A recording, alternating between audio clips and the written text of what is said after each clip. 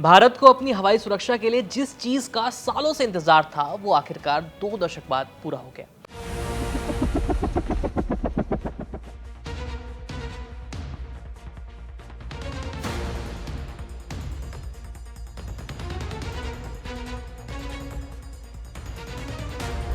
दरअसल भारत के स्वदेशी Netra airborne early warning and control system को आखिरकार फाइनल ऑपरेशनल क्लियरेंस मिल गया।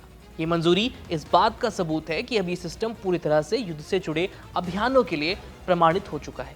एफओसी मिलने के बाद ये सिस्टम अब आसमान में मौजूद इंडियन एयरफोर्स की आंख बन गया है, जिसकी नजर से कोई नहीं बच सकता। हालांकि विशेषज्ञों का कहना है कि संख्या के लिहाज से भारत की जरूरत अभी पूरी नहीं हुई है। दरअसल नेत्रा AEWNC एक ऐसा विमान है जो आसमान में उड़ते हुए सैकड़ों किलोमीटर दूर तक दुश्मन के लड़ाकू विमान, क्रूज मिसाइल, ड्रोन्स और दूसरी हवाई गतिविधियों पर नजर रख सकता है। जमीन पर लगे रडार पृथ्वी की कर्वेचर के कारण सीमित दूरी तक ही देख पाते हैं, लेकिन हवा में मौजूद ऐसा प्लेटफॉर्म दुश्मन की गतिविधियों का काफी पहले पता लगा सकता है। DRDO के सेंटर फॉर एयरबॉर्न सिस्टम के अनुसार ये सिस्टम कई सेंसरों से मिली जानकारी को जोड़कर भारतीय वायुसेना की फाइटर जेट और ग्राउंड कमांड सेंटर्स तक रियल टाइम सूचना पहुंचाता है। इस प्रोजेक्ट की शुरुआत आज नहीं हुई थी। DRDO और भारतीय वायुसेना के अनुसार साल 2003 में पहली बार स्वदेशी एयरबॉर्न सर्विलांस सिस्टम की जरूरत महसूस हुई। इसको लेकर के अध्ययन शुरू किया गया।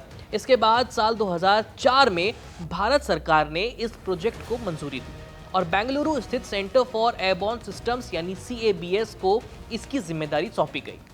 इस मिशन के लिए साल 2008 में ब्राजील की एम्ब्रियर कंपनी से 3 EMB 145 जेट विमान खरीदे गए। इन पर भारत ने अपना स्वदेशी AESA यानी active electronically scanned array radar लगाया। पहला विमान 2011 में पहली बार उड़ा, जबकि इसे आधिकारिक तौर पर एरो इंडिया 2017 के दौरान भारतीय वायुसेना को सौंपा गया। दूसरा विमान 2019 और तीसरा विमान 2023 में वायुसेना के बेड़े में शामिल।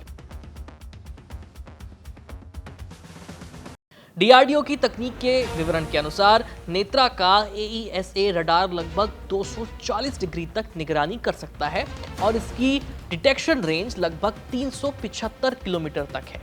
इसके अलावा इसमें electronic intelligence, communication intelligence, satellite communication, self protection system और beyond line of sight data link जैसी आधुनिक तकनीकें मौजूद हैं। यानी ये सिर्फ दुश्मन को देखता ही नहीं बल्कि पूरी लड़ाई के दौरान अलग अलग सैन्य प्लेटफॉर्म्स के बीच सूचना साझा करने का काम भी करता है। हाल ही में हुए ऑपरेशन सिंदूर के दौरान भी इन विमानों का इस्तेमाल एयरबॉर्न सर्विलांस और बैटल मैनेजमेंट के लिए किया गया था।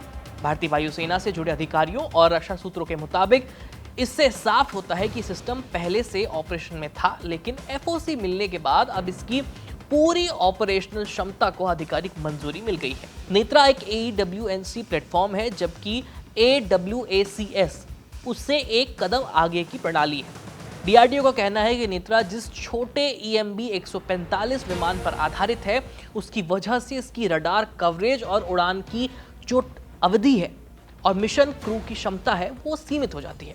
वहीं इंडियन एयरफोर्स के पास मौजूद इजरायली मूल के फैल्कन AWACS जो कि बड़े IL-76 विमान पर लगे होते हैं, लगभग 360 डिग्री की निगरानी, ज्यादा दूरी तक संचालन और एक साथ ज्यादा लड़ाकू विमानों का कंट्रोल करने में सक्षम है।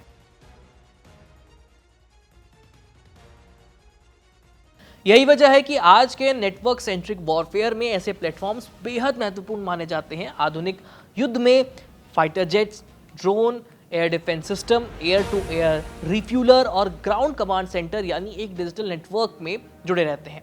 डिफेंस एक्सपर्ट्स और इंडियन एयरफोर्स के आकलन के मुताबिक इससे दुश्मन की गतिविधियों का पहले से पता चल सकता है और पूरे युद्ध क्षेत्र में बेहतर समन्वय बनाया जा सकता है। फिलहाल भारत के पास कुल 6 एयरबॉर्न अर्ली वार्निंग प्लेटफॉर्म है, जिसमें 3 नेत्रा AEWNC और 3 फैल्कन AWACS हैं।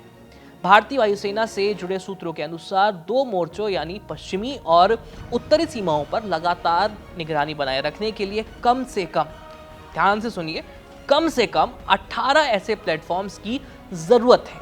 यानी यही कारण है कि भारत अब अगले चरण की तैयारी कर रहा है। डीआरडीओ और डिफेंस मिनिस्ट्री की जानकारी के मुताबिक नेत्रा MK-1A प्रोजेक्ट के तहत 6 नए अपग्रेडेड विमान तैयार किए जाएंगे। इन विमानों में बेहतर इलेक्ट्रॉनिकल वॉरफेयर सिस्टम, ज्यादा दूरी तक देखने वाला रडार, ड्रोन और कम रडार सिग्नेचर वाले टारगेट्स का पता लगाने की क्षमता हो। साथ ही integrated air command and control system से ये सभी विमान लैस होंगे। वहीं कैबिनेट कमेटी ऑन सिक्योरिटी यानी CCS ने लगभग 19,000 करोड़ रुपए की लागत वाले नेत्रा MK-2 प्रोजेक्ट को मंजूरी दे दी है। डिफेंस एक्सपर्ट्स के मुताबिक, साथ ही डिफेंस मिनिस्ट्री के अनुसार ये 6 एयरबस A321 विमानों पर आधारित होगा, जिसमें 500 किलोमीटर से ज्यादा दूरी तक देखने वाला बेहद पावरफुल स्वदेशी रडार लगाया जाएगा। इसकी प्रोसेसिंग क्षमता और कवरेज दोनों मौजूदा सिस्टम से कहीं ज्यादा होंगे। इसके आगे भारतीय वायुसेना अगले दशक के लिए AWACS MK-3 की योजना पर भी विचार कर रही है। इसी तरह डिफेंस से जुड़े तमाम अपडेट्स जानने के लिए कड़क के साथ जुड़े रहिए। ये जानकारी आपको कैसी लगी, आप अपनी राय कमेंट सेक्शन में लिख करके भेज सकते हैं। मेरा नाम है आयुष, कैमरे के पीछे है नकुल। देखते रहिए हमारा चैनल कड़क।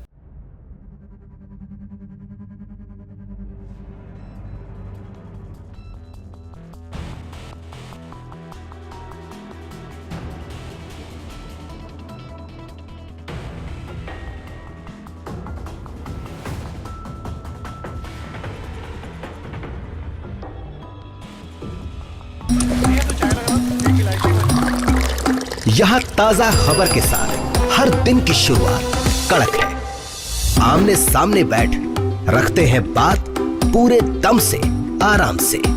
चर्चा होती है बेधड़क। यहाँ किस्से कहानियों में बोल सरल और अंदाज बेहद कड़क मिलता है। जीने में एक तेवर है जो आता है सही ज्ञान, जानकारी और उससे कमाई कड़क नोट से। इधर मौके पर चौका नहीं, छक्का लगा जलवा दिखाते हैं। कड़क क्रिकेट से अपने रोमांच को जो बढ़ाते हैं। यहाँ की हर बात का मिजाज एक है, मिजाज कड़क। आपका अपना YouTube चैनल कड़क, लाइव बेधड़क। क्रिकेट का हर एंगल क्लियर कट, ओपिनियन हो या एनालिसिस, डिलीवरी होगी एकदम कड़क। कड़क लाइव पे धड़क। बाजार की बात साफ, सीधी और अंदाज कड़क। पैसे की दुनिया में आपका हर दिन होगा एकदम कड़क। कड़क लाइव पे धड़क।